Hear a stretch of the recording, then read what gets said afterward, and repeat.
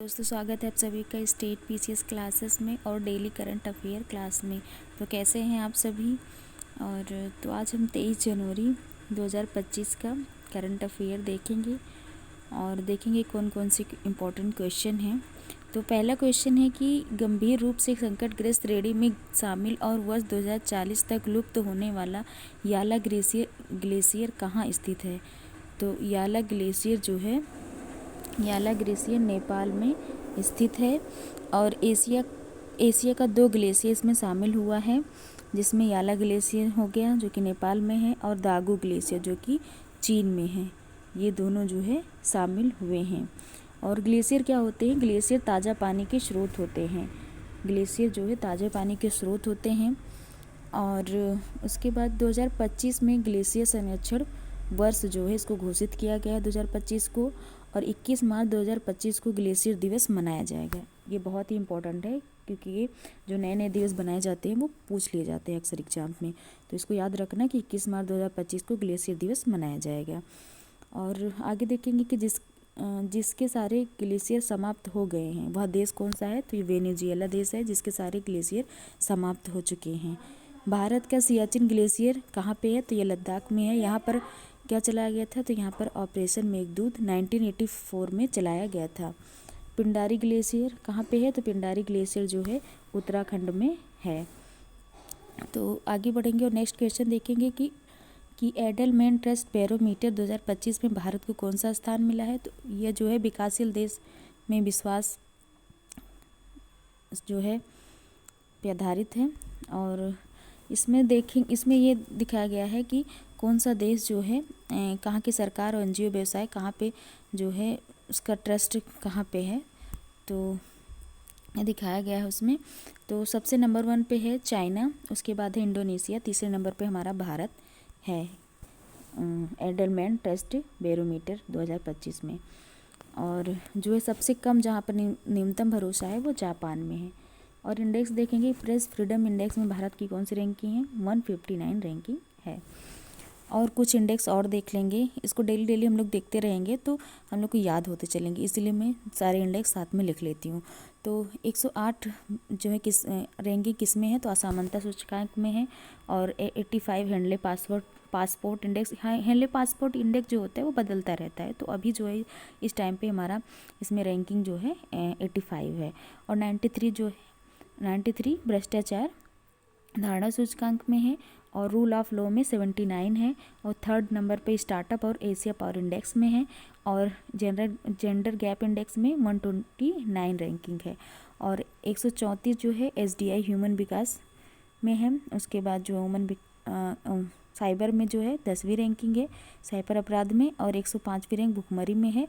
और फर्स्ट पे internet shutdown में इंडिया है। आगे बढ़ेंगे और नेक्स्ट क्वेश्चन देखेंगे कि ब्रांड फाइनेंस की IT सेवा रैंकिंग 2025 में किसे वैश्विक स्तर पर दूसरा स्थान मिला है। तो इसमें जो है पहला स्थान पे कौन है? तो पहला स्थान पे आयरलैंड है। आयरलैंड की कंपनी एक्सेंजर है। और दूसरे पे हमारा भारत है, TCS टाटा कंसल्टेंसी सर्विसेज है।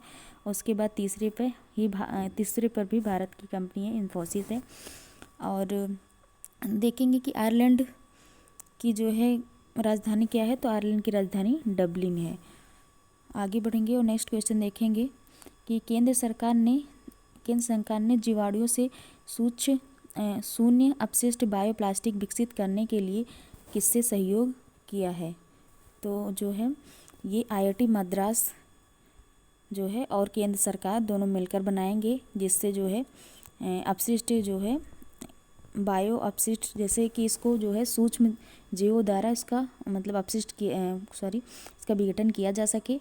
इसीलिए क्योंकि प्लास्टिक का बहुत ही देखिए प्रदूषण कितना ज़्यादा फैलता है, क्योंकि सब चीज़ों में जो है अधिकतर प्लास्टिक का यूज होता है। जैसे कि और सर्वाधिक प्लास्टिक का उपयोग आप जैसे खाद्य पैकेजिंग में हो गया, जैसे कुरकुरे की पैकिंग हो गई, बिस्किट की पैकिंग हो गई, किसी भी पैकेट जो होती है वो सब प्लास्टिक की होती है। तो इसमें जो है जिसमें ज़्यादा इसका यूज होता है तो उस पर ज़्यादा ध्यान दिया गया है कि खाद्य पैकेजिंग और मेडिकल में इसका सर्वाधिक यूज होता है। तो इसके लिए अगर ऐसी शून्य अपशिष्ट बायोप्लास्टिक बनाई जाएगी तो बहुत ही फ़ायदेमंद होगी हमारी इन्वायरमेंट के लिए। तो आगे बढ़ेंगे और नेक्स्ट क्वेश्चन देखेंगे कि तोप प्रणाली ट्रोजन 155 को भारत सरकार ने किसके सहयोग से विकसित किया है। तो इसे जो है इंडिया और फ्रांस के सहयोग से विकसित किया गया है। और भारत की कौन सी कंपनी है? तो L&T कंपनी है। और ये ट्रोजन 155 क्या है? तो ये जो है आर्टिलरी गन सिस्टम है। और ये जो है भारत पहली बार किसको निर्यात कर रहा है? तो आर्मेनिया को निर्यात कर रहा है। आर्मेनिया की राजधानी क्या है? तो आर्मेनिया की राजधानी एरेवन है। और यह जो है दलदली भूमि और ठंडे मरुस्थल में भी काम कर सकेगा। आगे बढ़ेंगे, नेक्स्ट क्वेश्चन देखेंगे कि चर्चा में रहे केप टाउन कन्वेंशन का संबंध किससे है? तो इस जो है केप टाउन कहाँ पे है? केप टाउन जो है साउथ अफ्रीका में है। और इसका संबंध जो है विमान क्षेत्र के हितों के संरक्षण से है। ये जो है 2001 में पारित हुआ था। इसमें भारत ने 2008 में साइन किया था। और इस बार जो है विमान क्षेत्र के हितों के संरक्षण के लिए भारत ने जो है 2024 का बिल पर जो है मंजूरी दे दी है। और भी कुछ संविधान संशोधन इम्पॉर्टेंट है जो भी हाल फिलहाल में हुआ, जैसे 101 नंबर का, 102 नंबर का, 103 नंबर का, 104 नंबर का, 106 नंबर का, 129वां बिल अभी हाल ही में पेश हुआ है। ये किससे संबंधित है इसके बारे में देखेंगे। तो पहला है कि 101वां संविधान संशोधन किससे संबंधित है? तो GST से संबंधित है, जो 2017 में आया था। और 103वां संविधान संशोधन जो है EWS, जिसमें जो है आर्थिक रूप से जनरल कैटेगरी को जो है 10% आरक्षण दिया गया है। और 104वां संविधान संशोधन SC/ST संबंधित, और इसमें जो है एंग्लो इंडियन के रिजर्वेशन को समाप्त किया गया है। उसके बाद 106वां संविधान संशोधन, जो कि हमारे नए पार्लियामेंट बनने के बाद जो है पहला बिल इसमें पेश हुआ था, तो वह है नारी शक्ति वंदन अधिनियम। उसके बाद 129वां बिल अभी हाल ही में पेश हुआ है, तो वह जो है किससे संबंधित है? तो एक राष्ट्र एक चुनाव से संबंधित है। तो ये इंपॉर्टेंट आर्टिकल्स हैं, वो संविधान संशोधन है। और आगे देखेंगे, आगे बढ़ेंगे कौन सा क्वेश्चन है। तो आगे क्वेश्चन है कि केंद्र सरकार ने बेटी बचाओ बेटी पढ़ाओ योजना की 10वीं वर्षगांठ जो है कहाँ मनाई? तो बेटी बचाओ किस दिन मनाई जाती है? तो बेटी बचाओ और बेटी पढ़ाओ की 10वीं वर्षगांठ जो है 22 जनवरी, मतलब कि इसको किस सरकार ने मतलब कहाँ पे शुरू किया गया था? तो ये जो है पानीपत के हरियाणा में शुरू किया गया था। किसके लिए शुरू? क्योंकि यहाँ पर लिंगानुपात सबसे कम है। जैसे कि केरल में सबसे अधिक है लिंगानुपात, भारत का सबसे अधिक है, और हरियाणा में सबसे कम है। तो इसलिए जो है यहीं से जो है बेटी बचाओ बेटी पढ़ाओ योजना शुरू की गई थी 2015 में। और इस बार जो है इसकी 10वीं वर्षगांठ मनाई जा रही है। इसमें जो है मिशन शक्ति योजना, जो कि महिला सशक्तिकरण से रिलेटेड है, तो इसको भी मर्ज कर दिया गया था। तो ये जो है 22 जनवरी को मनाया जाता है बेटी बचाओ बेटी पढ़ाओ योजना। और कुछ योजना है जो शुरू किया गया था, जैसे स्टार्टअप योजना 16 जनवरी 2016 को शुरू किया गया था। उज्ज्वला योजना 1 मई 2016 को शुरू किया गया था। कहाँ शुरू किया गया था? ये बलिया ज़िले से शुरू किया गया था, जो कि यूपी का सबसे पूर्वी ज़िला है। और है कि जनधन योजना जो है 28 अगस्त 2014 से शुरू किया गया था। और सांसद आदर्श ग्राम योजना जो है 11 अक्टूबर को शुरू किया गया था। और मिशन इंद्रधनुष जो है 25 दिसंबर 2014 में शुरू किया गया था। और आगे बढ़ेंगे, नेक्स्ट क्वेश्चन देखेंगे कि 23 जनवरी को मनाए जाने वाले राष्ट्रीय पराक्रम दिवस का संबंध किससे है? तो इसका संबंध जो है नेताजी सुभाष चंद्र बोस से है। और पराक्रम दिवस कब से मनाया जाता है? तो ये जो है 2021 से शुरू हुआ था, 2021 से मनाया जाता है। और इस बार जो है 2025 में कटक ओडिशा कार्यक्रम संस्कृति मंत्रालय द्वारा जो है यहाँ पर का उद्घाटन हुआ है, नेताजी सुभाष चंद्र बोस। और नेताजी सुभाष चंद्र बोस का जो है कुछ अधिवेशन से संबंधित हैं, जो कि 1938 और 1939 में हुआ था। तो ये हरपुरा अधिवेशन सुभाष चंद्र बोस से रिलेटेड है, और त्रिपुरी अधिवेशन, जिसमें कि नेताजी सुभाष चंद्र जो है जीत गए थे, लेकिन महात्मा गांधी को मतलब उन्होंने स्वीकृति नहीं दी, तो उस हिसाब से इन्होंने जो है छोड़ दिया था उसकी अध्यक्षता,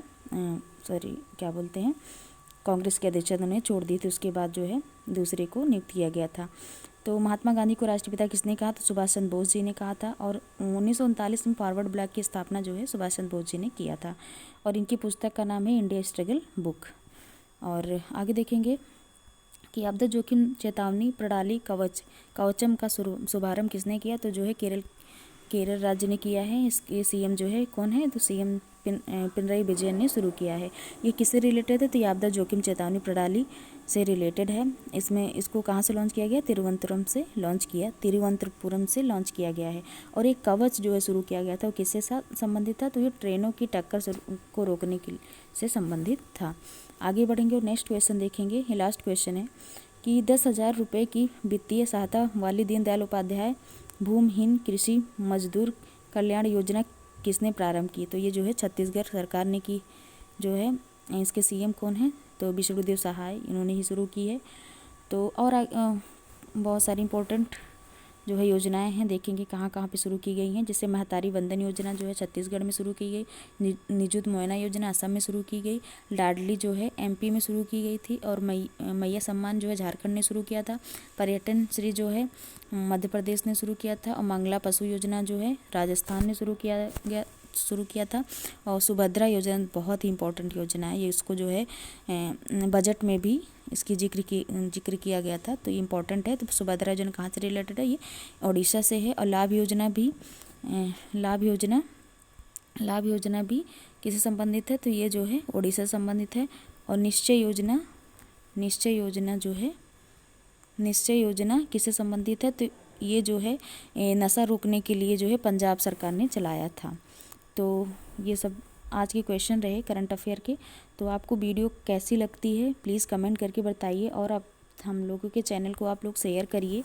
ये चैनल स्टेट पीसीएस क्लासेस को आप शेयर करिए, और ऐसे ही डेली करंट अफेयर में जुड़ते रहिए।